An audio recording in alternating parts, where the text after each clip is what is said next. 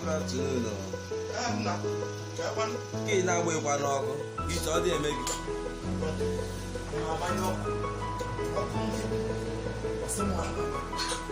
kemgbe ụtụtụ nwere onye afọ ụmụ ihe na-aga aga nke bụ eziokwu na Naịjirịa nke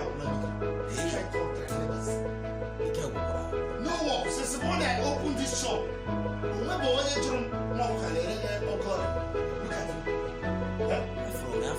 chi ejirila kịta mpe aka kịta mara ihe a yesterday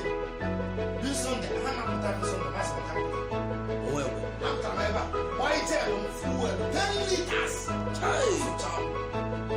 kewedịrị kọntrị mmadụ nọ n'ime because ajụtara m mana eme na ebe ọ bụrụ isi ka ibu akpọ m efe enyi mba abịa m ịkpụ isi abịa m ikele gị ihe ekele m egburu m my brother iwo ezigbo ọyị m ọyị gịnị o nwere ike ihe ga emewere ndị elu ọ sị na ele ekele m ewinu m lọta eweliwe ka biko ihe chọrọ ịgba m achọrọ m obere nkele ahụ ka m bịa lawa nso mmadụ ole ka ịkpọtabere m nke ile ekele m ọ bịa valentine ka na-eme ihe oge oge m ihe ọzọ ịkpụrụ mmadụ kpọtara m ọ bụrụ valentine iji wee mere m valentine oge ya na-emezinara m ihe ọjọọ si mbịa kelee gị ị mere ihe ọjọọ ha mgbe ka m bịa lawa nso ewe n'iwe ka m lawa nso ọdụrụ ọbụ gị nwasịrị nwa obere ọ yara abụ onye nji ụgbọ fuel nwụrụ ụnyaahụ biko achọrọ m nọses ka m fichara klip ma ọ dị nwa ya fụrụ eweliwe bye bye abịawo m again